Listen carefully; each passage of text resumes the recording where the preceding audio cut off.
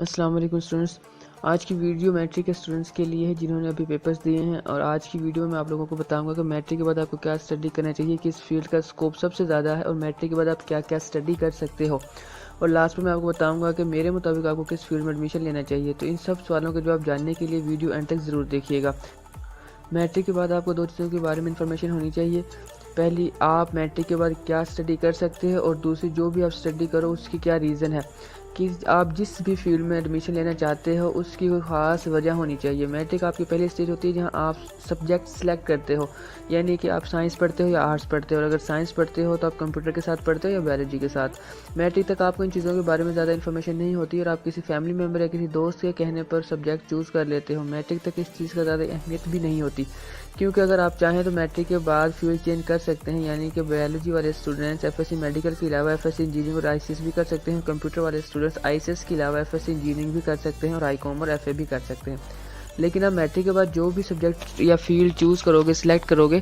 وہ چینج نہیں کر سکتے، لہٰذا اب جو بھی فیلڈ سلیکٹ کرو وہ سوچ سمجھ کر اور پوری انفارمیشن لے کر کریں۔ آپ میٹرک کے بعد ان فیلڈز میں جا سکتے ہیں: F S C medical, F S C engineering, I C S, I com, simple F A, D A E یا کوئی شارٹ کورس، اور لاسٹ پر ہے join Pak army after 10th۔ ان سب فیلڈز کی ڈیٹیل جاننے کے لیے آپ میرے یوٹیوب چینل کو وزٹ کریں، میں نے ان سب ٹاپک پر ویڈیوز اپلوڈ کی ہوئی ہیں، تو آپ کو کمپلیٹ انفارمیشن ہر ایک کے بارے میں مل جائے گی۔ کسی بھی فیلڈ میں ایڈمیشن لینے سے پہلے یہ باتیں لازمی چیک کر لیں کہ کون سے سبجیکٹس اچھے لگتے ہیں اور ایزی لگتے ہیں، اور وہ کس فیلڈ میں ہے۔ اگر آپ کو بایولوجی اچھی لگتی ہے تو آپ کو ایف ایس سی میڈیکل کرنی چاہیے، اگر آپ کو میتھ اچھا لگتا ہے تو آپ کو ایف ایس سی انجینئرنگ کرنی چاہیے، اور اگر آپ کو کمپیوٹر اچھی لگتی ہے، یعنی کہ آپ کمپیوٹر میں دلچسپی رکھتے ہیں، تو آپ کو آئی سی ایس کرنا چاہیے۔ نمبر 2،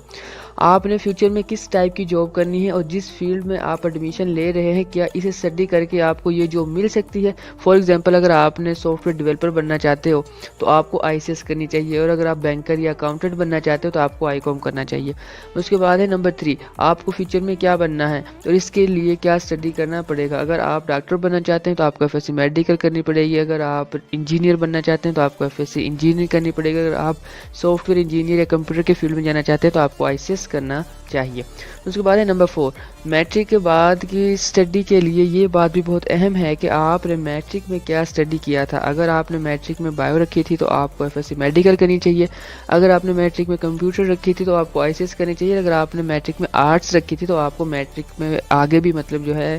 نیکسٹ اسٹڈی میں بھی آرٹس ہی رکھنی چاہیے۔ اسکوپ اینڈ ڈیمانڈ، یہ سوال ہر اسٹوڈنٹ کے مائنڈ میں ہوتا ہے کہ کس ڈگری یا کورس کا اسکوپ سب سے زیادہ ہے، کس فیلڈ کی ڈیمانڈ سب سے زیادہ ہے۔ تو میری اس بارے میں ایک الگ رائے ہے، اسکوپ اور ڈیمانڈ آپ کا ہوتا ہے کسی ڈگری یا فیلڈ کا نہیں۔ ہمیں صرف یہی بتایا جاتا ہے کہ اگر اسکوپ اور ڈیمانڈ ہے تو وہ ہے انجینئر اور ڈاکٹرز کا، صرف یہی اچھی ارننگ کرتے ہیں، اور آرٹس اور کامرس کو کوئی امپورٹنس نہیں دی جاتی، حالانکہ یہ بالکل غلط ہے۔ کامرس اور آرٹس میں بھی اسٹڈی کرنے سے آپ کو ایک اچھی جاب مل سکتی ہے جس کی ارننگ ایک ڈاکٹر اور انجینئر سے بھی زیادہ ہو سکتی ہے۔ میں آپ کو اسد عمر کی ایگزامپل دیتا ہوں، اس نے سی اے کیا ہوا ہے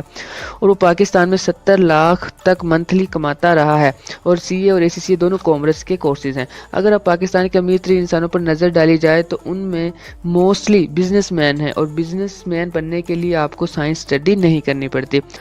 کمپٹیشن بہت زیادہ ہو گیا ہے اور کم مارکس والے اسٹوڈنٹس کو کہیں بھی ایڈمیشن نہیں ملتا، پھر چاہے وہ میڈیکل کے اسٹوڈنٹس ہوں یا انجینئرنگ کے۔ میں آپ کو کسی بھی فیلڈ میں ایڈمیشن لینے سے نہیں روک رہا، لیکن آپ جس بھی فیلڈ میں ایڈمیشن لیں اس کی یعنی کہ جو کمپلیٹ ڈیٹیل ہے وہ ضرور جان لیں۔ ہر اسٹوڈنٹ کا مائنڈ ایک جیسا نہیں ہوتا، ہر اسٹوڈنٹ کا اپنا اپنا ڈریم ہوتا ہے اپنی اسٹڈی اور فیوچر کو لے کر، تو آپ کرنا وہی جو آپ کو اچھا لگے، لیکن انفارمیشن ہر فیلڈ کے بارے میں ضرور لیجیے گا۔ میں آپ لوگوں کو 3 مشورے دیتا ہوں۔ نمبر 1 تو یہ کہ جو آپ کو موسٹلی لوگ دیں گے کہ اگر آپ کے 80% سے زیادہ نمبر آتے ہیں تو آپ ایف ایس سی کر لو، اگر 70 تک مارکس آتے ہیں تو آئی سی ایس یا ایف ایس سی انجینئرنگ کر لو، اور اگر آپ کے مارکس آتے ہیں 60% تک تو آپ آئی کام کر لو، اور اگر اس سے بھی کم مارکس ہے تو آپ ڈی اے ای کر لو، یا پھر لاسٹ پر کہتے ہیں کہ آپ F A simple F A کر لو۔ نمبر 2،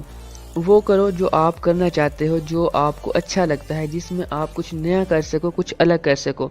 اگر آپ کو کچھ بننے کا شوق نہیں ہے، آپ نے کسی دوسرے کے مشورے پر ہی ایڈمیشن لینا ہے، تو میرا آپ کو مشورہ ہے کہ اس فیلڈ میں ایڈمیشن لو جس میں تم ٹاپ لیول پر آ سکو، جس میں تم A+ گریڈ لے سکو، پھر چاہے وہ D A E who, F A ہو یا آئی کام ہو، کوئی فرق نہیں پڑتا۔ اگر آپ کسی بھی فیلڈ میں ٹاپر ہیں تو آپ کو 100% جاب ملے گی۔ آپ کو میٹرک کے بعد کی اسٹڈی